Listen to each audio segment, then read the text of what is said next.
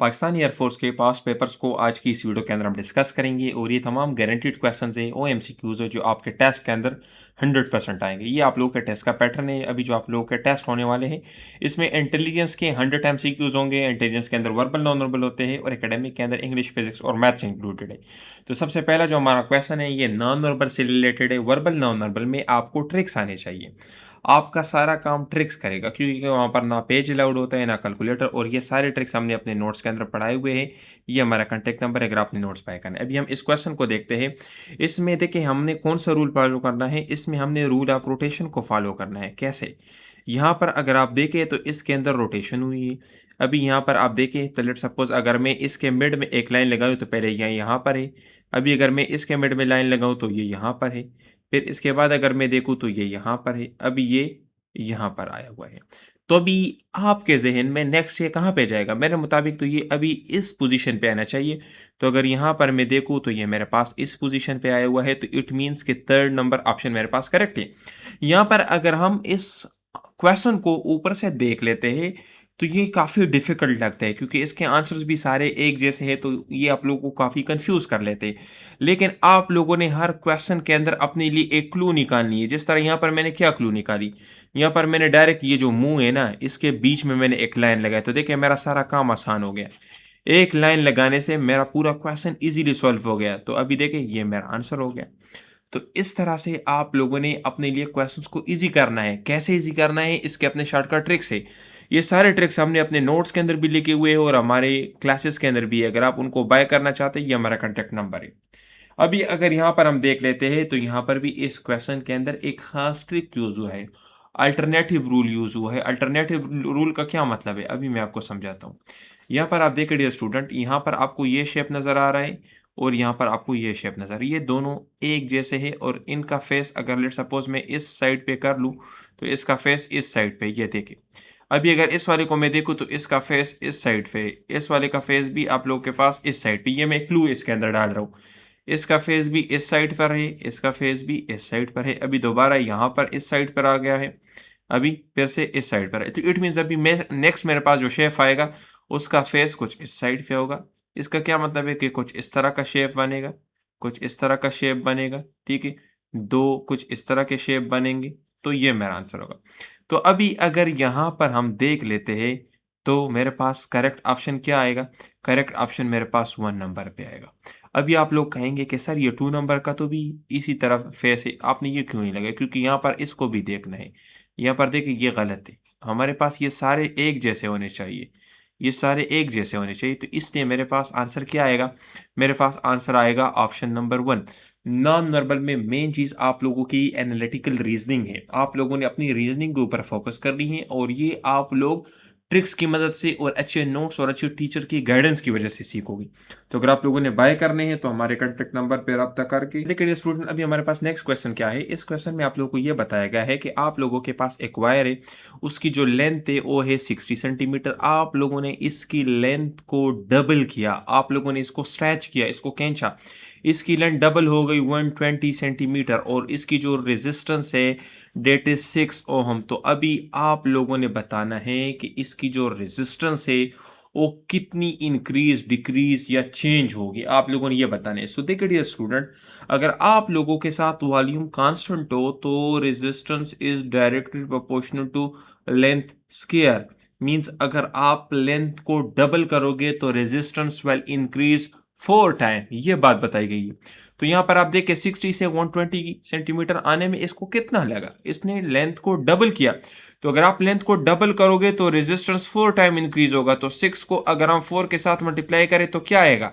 24 ohm आएगा। तो it means the new resistance will be 24 ohm.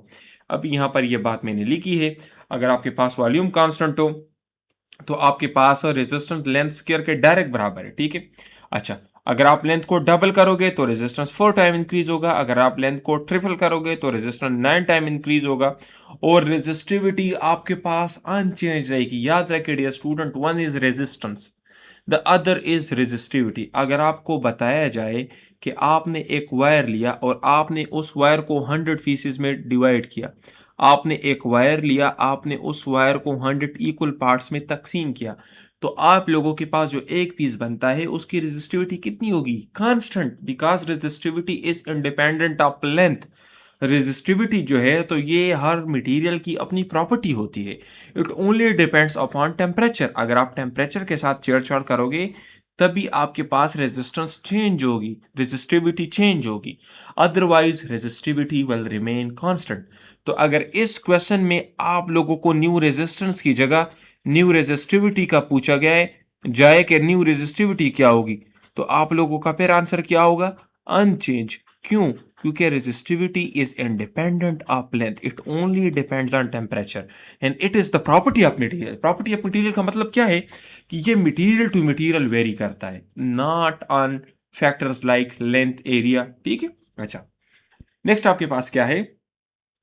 A magnetic force on a moving charge is half its maximum value. देखिए dear students, आप लोगों को पता है कि force on a moving charge कितना होता है? Magnetic force F is equal to Q V B sine theta, इसके बराबर है। अच्छा, अभी यहाँ पर अगर इस क्वेश्चन के अंदर आप देख लेते हैं तो आपके पास हो ये फोर्स मैक्सिमम कब होगा? साइन 90 के ऊपर। क्यों? क्योंकि साइन 90 इज इक्वल टू 1। तो आप लोगों के पास 90 डिग्री पर मैक्सिमम फोर्स होगा और मैक्सिमम फोर्स कितना होगा? क्यू वी बी के बराबर होगा।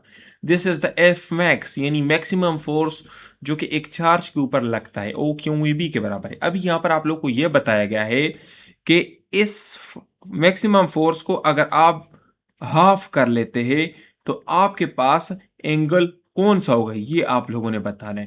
So now this is not a technical question, यहाँ पर जस्ट आप लोगों ने एंगल को चेंज करना है, आपको आपका आंसर मिल जाएगा।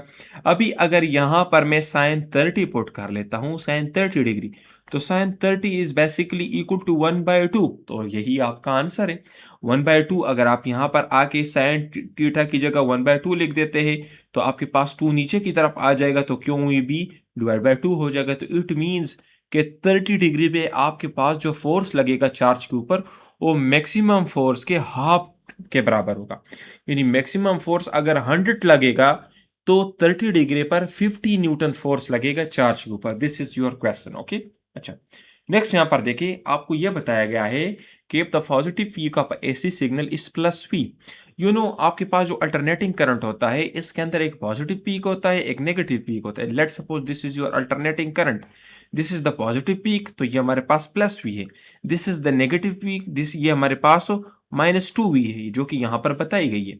तो आप लोगों ने क्या बताना है? पीक टू पीक वोल्टेज आप लोगों ने यह बताना है कि यहां से लेकर यहां तक पीक टू पीक वोल्टेज आपके पास कहां पर होगी। तो देखिए वीपीपी, वीपीपी का क्या मतलब है? Peak to peak voltage. ये किसके बराबर है?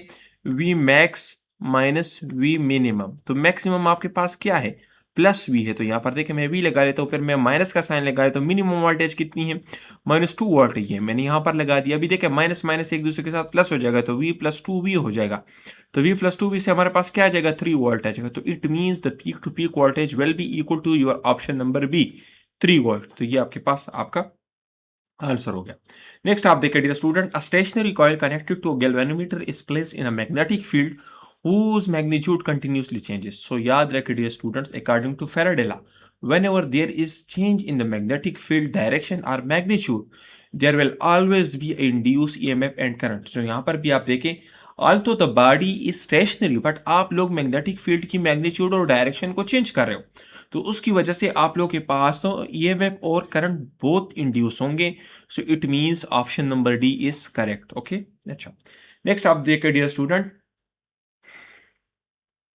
अच्छा, नेक्स्ट क्वेश्चन में क्या बताया गया है कि a magnet move towards a stationary coil. आप लोगों के पास एक कॉइल है जो कि स्टेशनरी है, आप लोगों ने एक मैग्नेट लिया हुआ है, this is your magnet, north pole south pole, आप इसको इस स्टेशनरी कॉइल की तरफ लेके जा रहे हो, जो कि ईएमएफ भी प्रोड्यूस कर रहा है, ठीक है, करंट भी प्रोड्यूस कर रहा है और चार्ज भी प्रोड्यूस कर रहा है।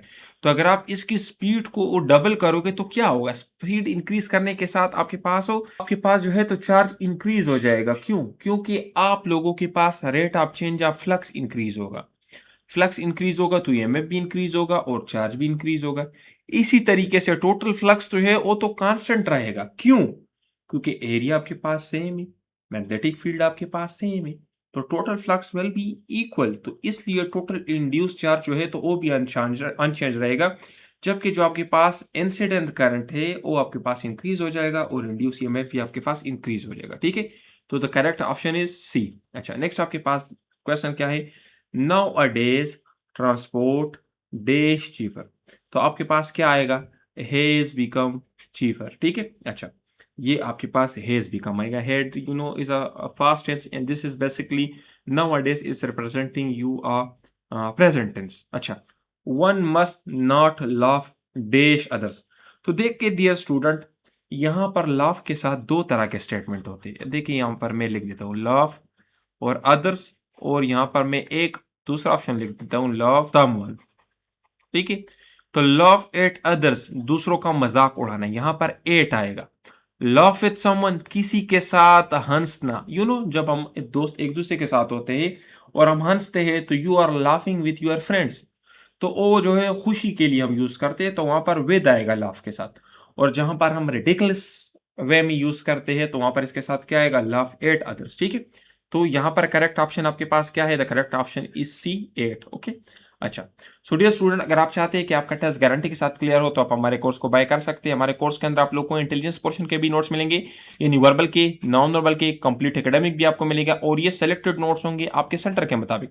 जिस सेंटर से आप टेस्ट दोगे उसी सेंटर के मुताबिक नोट्स होंगे। इसके अंदर इंग्लिश, फिजिक्स, इसके अलावा वर्बल, नॉन वर्बल और मैथ्स, ये सारी चीजें हम आपको प्रोवाइड करेंगे। पास्ट पेपर्स भी होंगे, टीचर सपोर्ट भी आपको मिलेगा।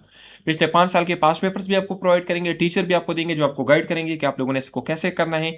हम आपको मोबाइल ऐप देंगे, उस मोबाइल ऐप के अंदर आपका अकाउंट होगा, उसी में आपके नोट्स होंगे। हमारी तरफ से टोटल 1 घंटा लगेगा आपको नोट्स देने में, और इन नोट्स से 2 से 3 दिन में आपकी बेहतरीन तैयारी हो जाएगी। इन नोट्स की जो फीस है 6,000। अगर आप बाय करना चाहते हैं तो ये हमारा कॉन्टैक्ट नंबर, इस नंबर पर रब्ता करके आप अपने टेस्ट को 100% गारंटी के साथ क्लियर करना चाहते हैं, वो भी सिर्फ 2 दिनों में। अपना बहुत ख्याल रखिए। बस।